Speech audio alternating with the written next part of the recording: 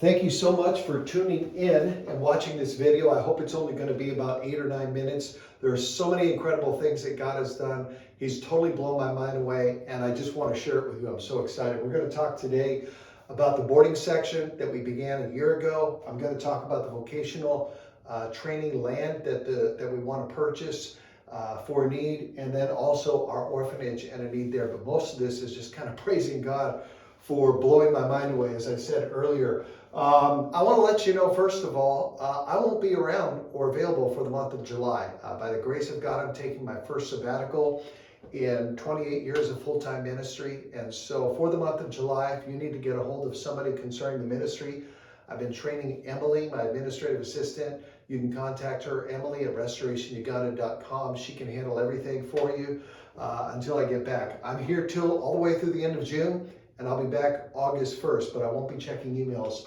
for that month. So now to the report. It's hard to believe it was only a year ago. You can look on YouTube a year ago that we first gave this plea and said, hey, we have a vision. We want to build a boarding section. We can buy this land and we want to build a floor or two. And by the grace of God, you began giving. We transferred money from the high school account. In 6 months' time, we had enough to buy the land outright, pay for it, and build the first 2 floors, which didn't have electricity, doors, and windows. And so we spent the next 3 months raising funds for that. Again, by the grace of God and your generous gifts, we received all the money to complete those 2 floors. The kids moved in. We just went in March, but we started expanding to the 3rd and 4th floor. And just last month, we got all the money in that we needed to build 4 floors and a roof. The top 2 floors do not have electricity or windows yet, but let me just show you these pictures. This is incredible. This was 1 year ago. Before anything was developed, we were able to purchase the land. 2 months later, we had the first floor under construction. 2 months later, we had the second floor under construction. When we went in March, we were already in the first 2 floors and we were building the 3rd floor. And right now, today, I just got this picture a few days ago. This is where we are. We have 4 floors and a roof. It's still under construction, but by God's grace, it's hard to believe it was only a year ago that we had this idea. There's no way I would have believed. But the Lord, again, is good and faithful. Thank you again so much for being a part of this. We have received in 1 year's time from your gifts almost $150,000. Plus we transferred $43,000 with permission from those who gave it from a high school account over, again, in 1 year. This is where we're at. We just need the electricity, doors, and windows on the top 2 floors. Our final figure to complete the whole project will be $27,550. That's all we need. We don't have anybody that's given towards that yet. So this is me putting out to you the final plea to say we're at the home stretch. We've already put about $190-something thousand into this facility. We're close to expanding and using all 4 floors. Can't wait to go back. That'll probably be a year from this fall, by the way, if you want to start making plans to join us. Fall of 2023.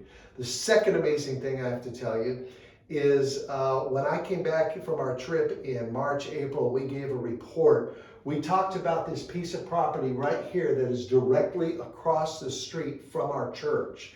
As it was for sale, they wanted the whole thing for $80,000, and we needed it for something that the school system was requiring. In Uganda, when you go through preschool, grade school, high school levels, you actually don't learn any skills whatsoever. You have to leave school and go to, college, university, get a certificate, diploma, degree in order to have skills. It's one of the things that the Uganda education system lacks, is they realize kids graduate from high school, but they can't really get a job. They can read and write and speak English, but they don't have any valuable skill to survive.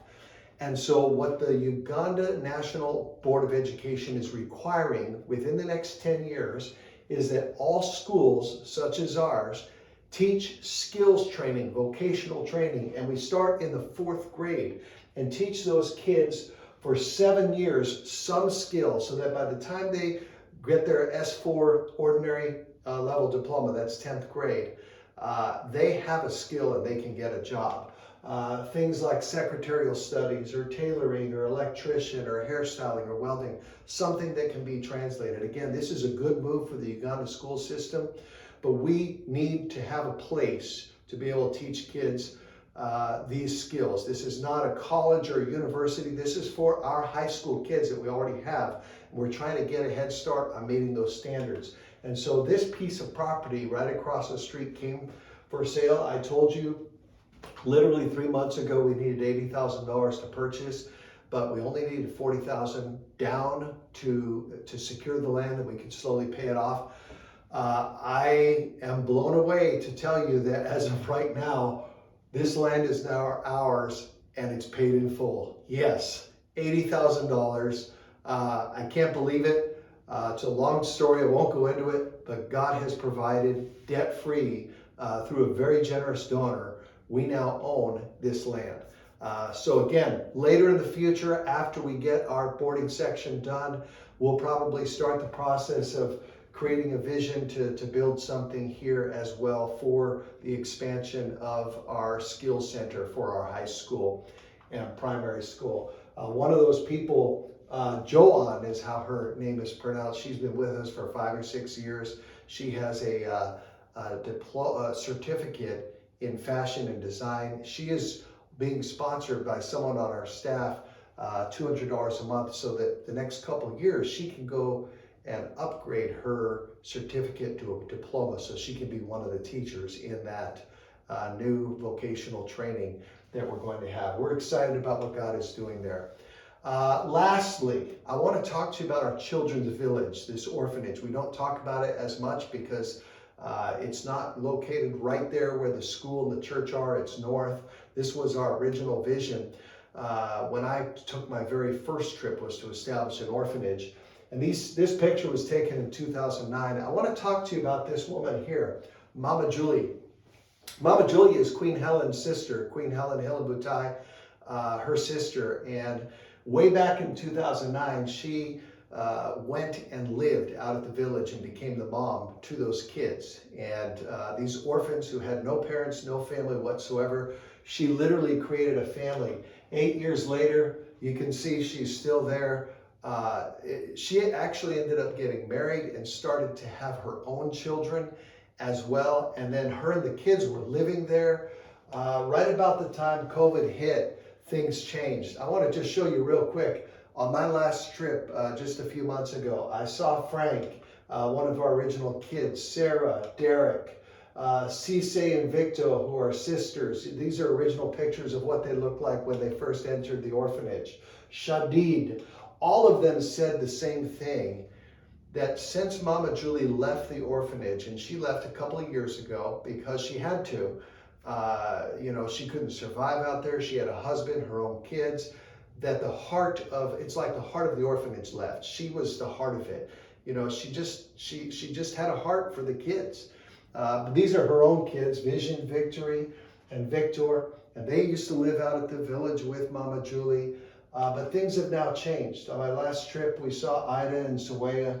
Again, wonderful women. They work hard, but you understand my heart that it's not their heart. They're doing the job, but when we were there, we said, we got to get Mama Julie back here.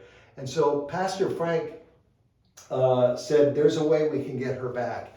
And he's brought her back. But what I'm trying to do is actually raise support. This is the first time we've ever do this, to sponsor one of our employees that is working there, because it costs money for her to be able to be there. Her salary is about $16 a day. That's correct, not $16 an hour. And then she also has a $100 a month need for transport and airtime. Now, I'm not expecting anyone to just sponsor $600 a month so that we can keep her there in the village. But if God stirs your heart and you want to be a part of that and just give and say, look, I can commit $50 a month to help Mama Julie stay there in the village, or $100 a month. By faith, we've already brought her back. We're hoping that God will raise the funds to keep her there, because it's just incredible the work that she does. Hey, I'm out of time. Thank you so much for watching this video. Again, praise God for what he's done with the boarding section, with vocational land. What we're asking you to do is pray about giving to help finish our boarding section and maybe support Mama Julie. Pray for that need. You can always give to Restoration Uganda at P.O. Box 254, Green Acres, Washington. Contact me at jim@restorationuganda.com. God bless you and thanks again.